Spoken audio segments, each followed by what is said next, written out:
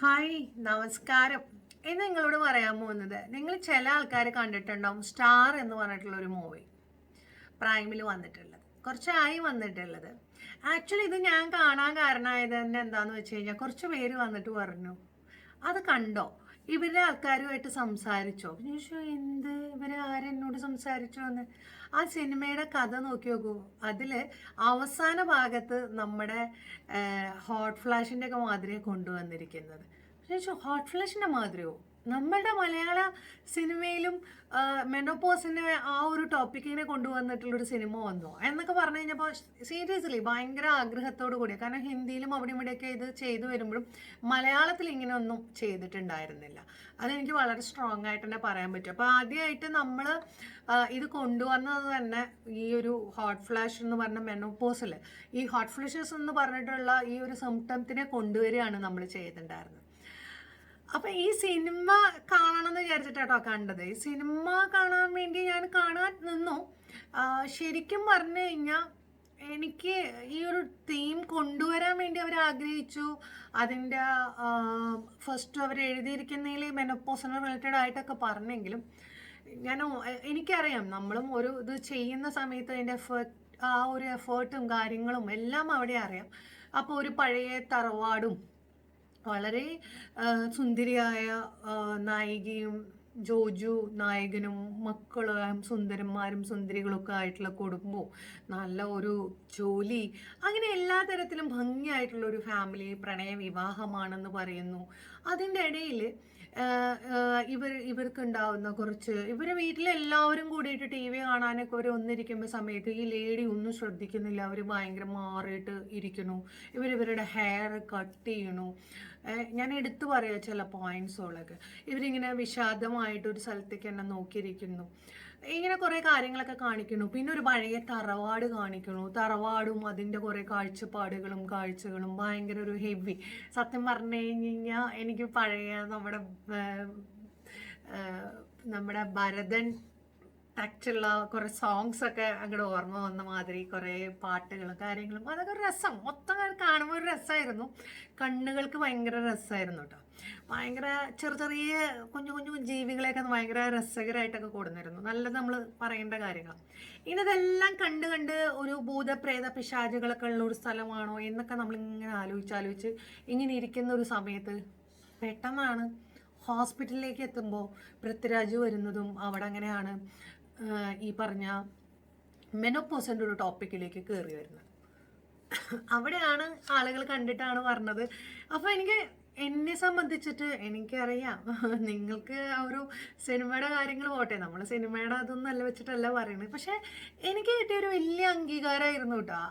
ഞാൻ അതെടുത്തതിൽ വളരെ വ്യക്തമായിട്ട് ഞാൻ പറഞ്ഞതെന്ന് ആ പ്രശ്നം എന്താണെന്ന് മനസ്സിലാക്കാൻ പറ്റി. ഇപ്പം വിമൺ അറ്റ് 40 ഇതിലാണെങ്കിലും ഈ ഒരു ടോപ്പിക്ക് കൊണ്ടുവന്നപ്പോൾ പെട്ടെന്ന് ഞങ്ങൾക്ക് കാര്യം മനസ്സിലാക്കാൻ പറ്റി.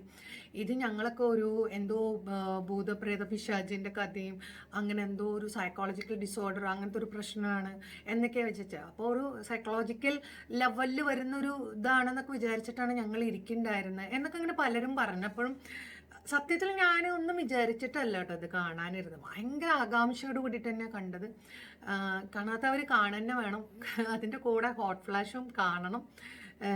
പിന്നെ വിമൻ അറ്റ് 40 നിങ്ങൾക്ക് കാണാൻ പറ്റുമെങ്കിൽ കാണാം. ആദ്യം നിങ്ങൾ സ്റ്റാർ കണ്ട ശേഷം ഇത് കണ്ടാൽ മതി എന്നാണ് എൻ്റെ അഭിപ്രായം. സ്റ്റാറിൻ്റെ വളരെ രസമായിട്ട് അവർ അതിൻ്റെ കാര്യങ്ങളൊക്കെ പറഞ്ഞു. പക്ഷേ എനിക്ക് തോന്നിയത് അതിൽ തുറന്നു പറയേണ്ട ഒരു കാര്യം, ഒന്നും കൂടി അവർ ആ ഒരു കാര്യം ആരോടെങ്കിലും ഒന്നും കൂടി ഡിസ്കസ് ചെയ്തെങ്കിൽ. കാരണം ഈ ഒരു ഭയവും പേടിപ്പെടുത്തുന്ന കുറേ അറ്റ്മോസ്ഫിയറൊക്കെ കാണിച്ചു കഴിഞ്ഞിട്ട് പെട്ടെന്ന് ഈ മെനോപോസിൻ്റെ കുറേ കാര്യങ്ങളിലേക്ക് കൊണ്ടുവരുമ്പോൾ കുറേ ക്വസ്റ്റ്യൻസ് അവിടെ ബാക്കിയായിട്ട് വരുന്നതുണ്ട്.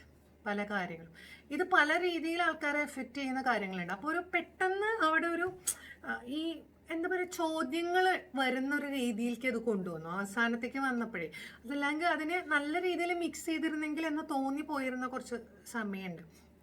കാരണം ഒരു പഴയ കാലത്ത് ഇത്രയും ചിന്താഗതികളിലും ഇങ്ങനെ നമ്മുടെ ഒരു മണിച്ചിത്രത്താഴം മാതിരിയുള്ള ഒരു സാഹചര്യങ്ങളൊക്കെ വളർന്നു വരുന്ന ആൾക്കാരെ എഫക്റ്റ് ചെയ്യുന്ന രീതികളൊക്കെ ഭയങ്കര വ്യത്യസ്തമായിട്ട് തന്നെ ഉണ്ടാവുക. നമ്മുടെ ഉള്ളിലേക്ക് വരുന്ന തോട്ട് മൂഡ്സിങ്സും ഇതിലൊക്കെ ഉണ്ടാവുക. അപ്പോൾ ഇവിടെ അങ്ങനെ സഡൻലി ഇങ്ങനെ ഓരോ കാര്യങ്ങൾ പറയുമ്പോൾ എനിക്ക് അവിടെ കുറച്ച് കാര്യങ്ങൾ വെച്ച് കഴിഞ്ഞാൽ ജോജു എന്ന ഹസ്ബൻഡ് ഭാര്യയുടെ പ്രശ്നങ്ങൾക്ക് വേണ്ടി എന്താണെന്ന് ചോദിക്കുന്നുണ്ട്. മക്കൾ അവർ കൂടെ ഒരുമിച്ചിരിക്കാൻ സമയത്ത് അവരെല്ലാവരും ഇവരെ ഒന്നിപ്പിച്ചിതാവാൻ ശ്രദ്ധിക്കുന്നുണ്ട്. പലപ്പോഴും അവരുടെ അടുത്തേക്ക് എത്തുന്നുണ്ട്, എന്താണെന്ന് ചോദിക്കുന്നുണ്ട്. ഇവരിവിടുന്ന് മാറി മാറി പോകുന്ന കുറേ ഭാഗങ്ങളാണ് അതിൽ കാണിക്കുന്നത്. പിന്നെ വളരെ ഇത്രയും അടുപ്പത്തിലും ഇങ്ങനെ ചോദിക്കണം. ഇത് ഒട്ടും ചോദിക്കാത്ത ഒന്നും മിണ്ടാത്തതാണെങ്കിൽ നമുക്കത് അറിയാൻ ബുദ്ധിമുട്ടാവും. പക്ഷെ അങ്ങനെയല്ലാതെ കെയറിങ് ആയിട്ടുള്ള ഒരു ഹസ്ബൻഡ് എന്നുള്ള നിലയ്ക്ക് ശരിയാണ്. പിന്നെ ബിസിയാണ്, ഞാൻ ഇതിന് തിരക്കിലാണെന്ന് പറയണോ എന്ന് പറയുന്ന ഒരു ഡയലോഗിന് വേണ്ടി പറയുന്ന മാതിരി. പക്ഷെ അവിടെ കാണിച്ചിരിക്കുന്ന വിഷ്വൽസിൽ മുഴുവൻ വൈഫിൻ്റെ കാര്യങ്ങൾക്ക് നോക്കുന്നുണ്ട്. അവിടുത്തെ സെർവൻ്റ് ആണെങ്കിലും വാച്ച്മാൻ, അങ്ങനെ എല്ലാ ആൾക്കാരും ഇവരെന്നെ ശ്രദ്ധിച്ചുകൊണ്ട് ഈ ഹിന്ദു കൊടുത്തുകൊണ്ടും ഒക്കെ ഇരിക്കുന്നുണ്ട്. മനസ്സിലായി. പിന്നെ കൂട്ടുകാർ, നമ്മളുടെ അതേ സമപ്രായക്കാരോടാവുമ്പോൾ നമുക്ക് കുറച്ച് കാര്യങ്ങൾ ഓപ്പണപ്പായിട്ട് പറയാൻ പറ്റും. ചില സമയത്ത് നമ്മളുടെ മൂഡ് സ്വിങ് കാരണം നമ്മൾ ചിലപ്പോൾ ദേഷ്യം കാരണം കൊണ്ട് ഇവരിനി തെറ്റിദ്ധരിക്കുമോ, നമുക്ക് മിണ്ടണം എന്ന് തോന്നാത്ത അങ്ങനത്തെ അവസ്ഥകളിലും വരാം. അപ്പോൾ ഓക്കെ.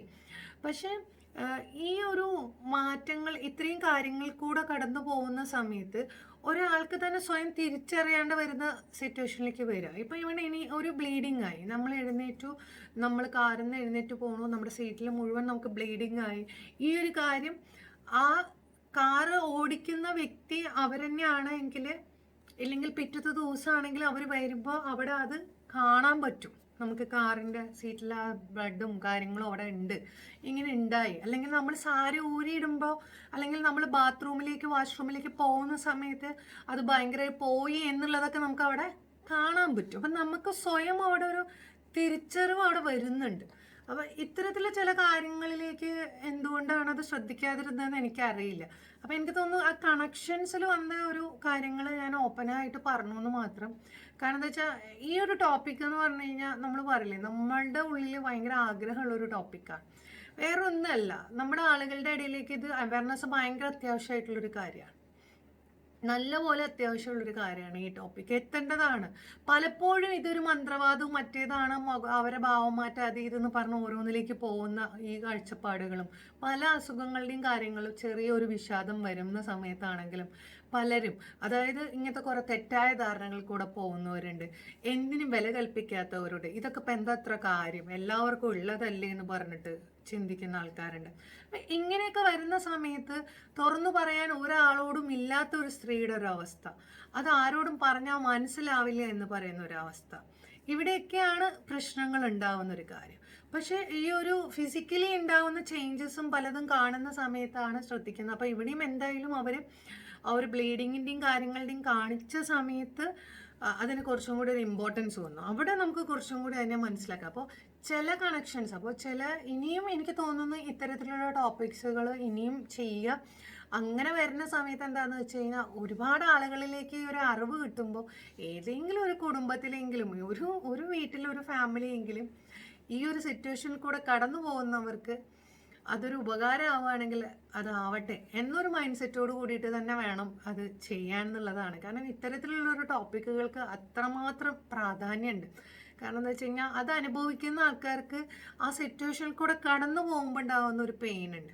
പക്ഷേ ഇതൊരു കൺഫ്യൂസിങ് ആയതുകൊണ്ട് ഭയങ്കര ഒരു കൺഫ്യൂസിങ് ലെവലിലേക്ക് നമ്മളെ കൊണ്ടുപോയി ഈ മൂവി സ്റ്റാർ. അതുകൊണ്ട് മാത്രമാണ് ഇങ്ങനെ പറഞ്ഞത്. കാരണം എന്താ വെച്ചാൽ ആ ഒരു സ്റ്റോറിയിൽ കുറേ എന്തിനാണ് ഇങ്ങനെയൊക്കെ കാണിച്ചത്, പിന്നെ ഈ ഒരു മെനോപോസിൻ്റെ ഇതും കാണിച്ചപ്പോൾ ഇവർ തമ്മിലുള്ള കണക്ഷൻ അവിടെ പറഞ്ഞതിൽ എവിടെയോ ഒരു കുറവ് തോന്നി. അതുകൊണ്ട് അത് പറയാമെന്ന് വിചാരിച്ചിട്ടാണ് ഈ വീഡിയോ. നിങ്ങളെ പലർക്കും പല അഭിപ്രായം, ഞാൻ എൻ്റെ ഒരു അഭിപ്രായം പറഞ്ഞു എന്ന് മാത്രം. അപ്പോൾ തീർച്ചയായിട്ടും ഹോട്ട് ഫ്ലാഷും W@40 നിങ്ങൾ കാണണം, സ്റ്റാർ മൂവി കണ്ട ശേഷം. അപ്പോൾ എന്തുകൊണ്ടാണ് ഞാനിത് പറഞ്ഞതെന്ന് നിങ്ങൾക്ക് മനസ്സിലാവും. Thank you.